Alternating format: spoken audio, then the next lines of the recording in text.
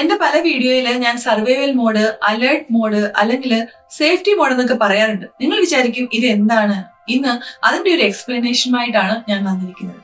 അപ്പോൾ ആദ്യമായിട്ട് survival mode എന്താണ് എന്ന് നോക്കാം. നമ്മുടെ പൂർവികരെ പറ്റി പഠിക്കുമ്പോൾ അവർക്കുണ്ടായിരുന്ന റെസ്പോൺസിബിലിറ്റി വളരെ കുറവായിരുന്നു. അതായത് അവർക്കുള്ള ഒരു മേജർ ആയിട്ടുള്ള കാര്യം എന്ന് പറഞ്ഞാൽ അവരുടെ ജീവിതത്തിന് ആവശ്യമായ ഭക്ഷണം, അതുപോലെ അവരുടെ ട്രൈബിനെ സംരക്ഷിക്കുക.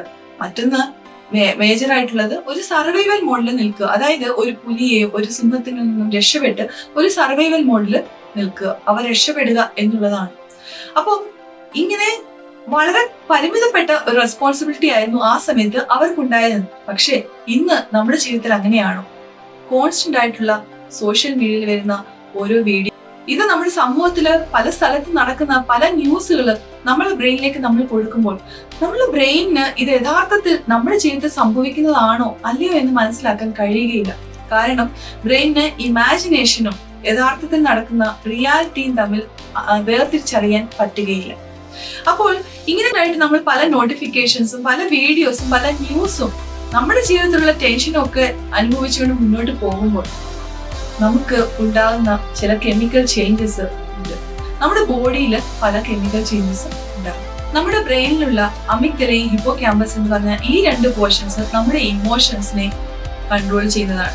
പല പഴയ ഇമോഷൻസിനെ അവിടെ സ്റ്റോർ ചെയ്യപ്പെട്ടിട്ടുണ്ട്. നെഗറ്റീവ് കണ്ടന്റുകൾ കൺസ്യൂം ചെയ്യുമ്പോൾ നമ്മുടെ ശരീരത്ത് പ്രൈം സ്ട്രെസ് ഹോർമോണായ കോർട്ടിസോൾ ഉൽപ്പാദിപ്പിക്കപ്പെടും.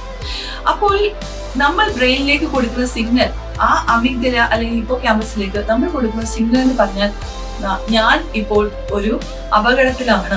കാരണം നമ്മുടെ ബ്രെയിൻ വിചാരിക്കും നമുക്കും അങ്ങനെയുള്ള കാര്യങ്ങളാണ് സംഭവിക്കുന്നത്.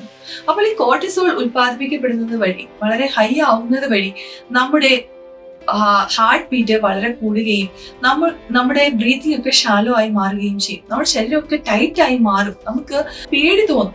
ഈ ലോകം നമുക്ക് വിശ്വസിക്കാൻ പറ്റുമോ? ഈ ലോകത്ത് നമുക്ക് ഇനിയും ജീവിക്കാൻ പറ്റുമോ എന്നുള്ള അല്ലെങ്കിൽ ഒരു പേടിയില് നമ്മൾ ഇരിക്കാൻ തുടങ്ങും. ഇതാണ് സർവൈവൽ.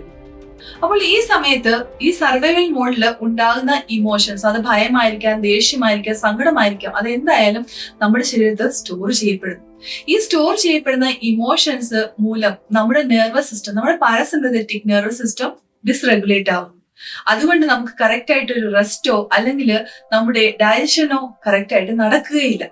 അപ്പോൾ ഇതെല്ലാം കറക്റ്റ് ചെയ്യാൻ വേണ്ടിയിട്ട് നമ്മുടെ ശരീരത്തിൽ സ്റ്റോർ ചെയ്യപ്പെട്ട ആ ഇമോഷൻസിനെ നമ്മൾ റിലീസ് ചെയ്യണം. നമ്മുടെ ശരീരത്തെ നമ്മൾ കാമാക്കി വെക്കണം.